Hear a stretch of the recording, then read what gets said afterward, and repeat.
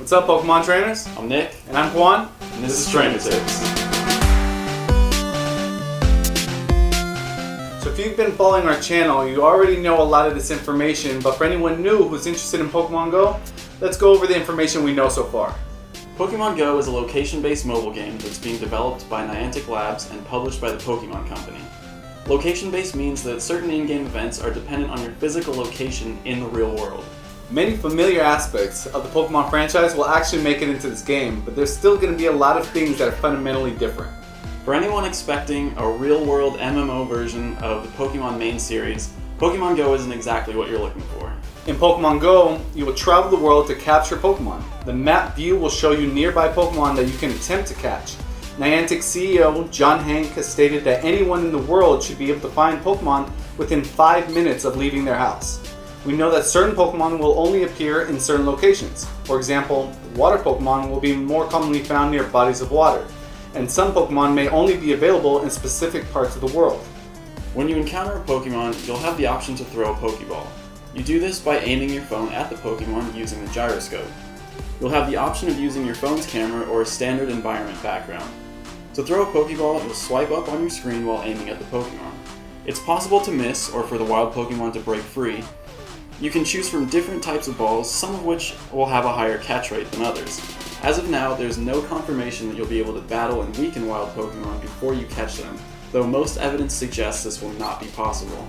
Once you've captured a Pokemon, you'll see a summary screen that is obviously missing the Pokemon's level, combat stats, and moves. While we don't have anything confirmed regarding the battles, most information points to a system that doesn't involve the traditional stats or moves, but we'll come back to that later. In the trailer, we see two trainers trading Pokemon, though there hasn't been any official information on how trades will work. Niantic CEO John Hank has stated that Pokemon trading will be huge and that if you want to complete your Pokédex, you'll have to trade with other players or be someone who takes time off work and travels the world for a year. That's actually what we're here to do. We plan to travel around the world to be able to complete our own Pokédexes, and we want you guys to join us on our own journey around the world.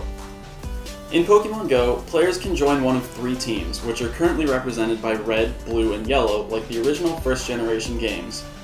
Heading back to the map view, you'll clearly see 2 markers with a gym symbol on the map. Teams will fight for control of these gyms, which will be found at real-world locations around the world. In order to claim a gym for your team, you'll have to leave one of your Pokemon there to defend it. Other players from your team can also leave Pokemon, though each player can only leave one.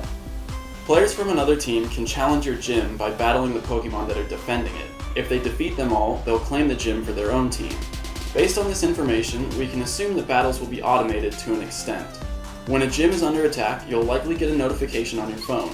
Whether or not you'll be able to participate in the battle that ensues is not confirmed.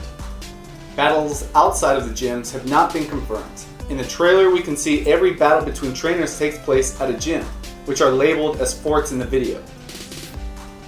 Because Pokemon don't have individual levels in this game, evolution works very differently than we're used to.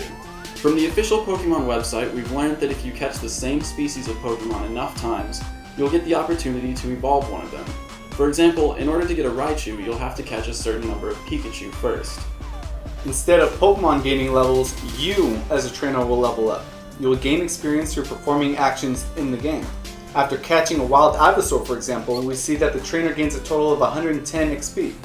At higher levels, you'll be able to catch more powerful Pokemon. Items will have a trainer level requirement, and as you level up, you'll be able to use those better items, such as Great Balls.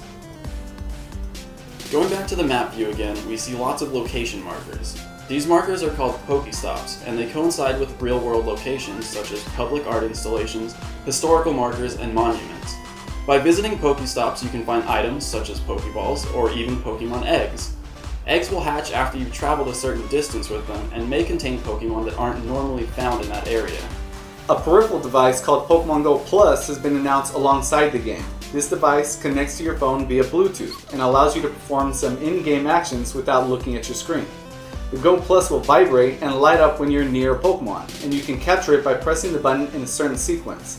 Other functions of the Pokemon Go Plus have not yet been announced. So that's everything we know about gameplay so far. We know that the game will be free, but it'll feature in-app purchases. A specific release date for Pokemon Go hasn't been announced yet, but there is a beta test starting in Japan very soon.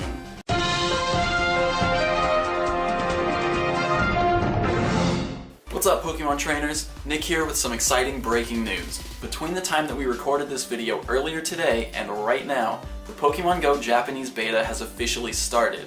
A lot of information and screenshots have begun to show up online, but Juan and I have decided to respect Niantic's closed beta and not post any of the leaked information here on our channel.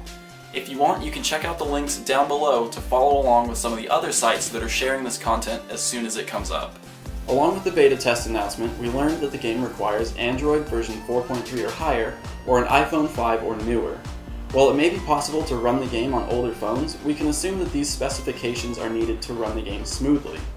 And the final bit of information is that Niantic CEO John Hank has confirmed a worldwide release. There are many different channels here on YouTube that are covering the release of this game. What makes Trainer Tips unique is that we have the opportunity and intention to travel the world and meet trainers, capture Pokemon, conquer gyms, and complete our Pokédex. So join us on this adventure as we explore the world of Pokemon. Hey guys, thanks for watching. I hope you enjoyed that video, maybe learned something new, or at the very least, maybe you're a little bit more hyped for Pokemon Go. Juan and I are super excited to start sharing our adventures with you. I hope you like those little clips at the end there. That's just a preview of what's to come here on Trainer Tips. If you haven't already, please subscribe and check out some of our older videos over here. Thank you so much for watching.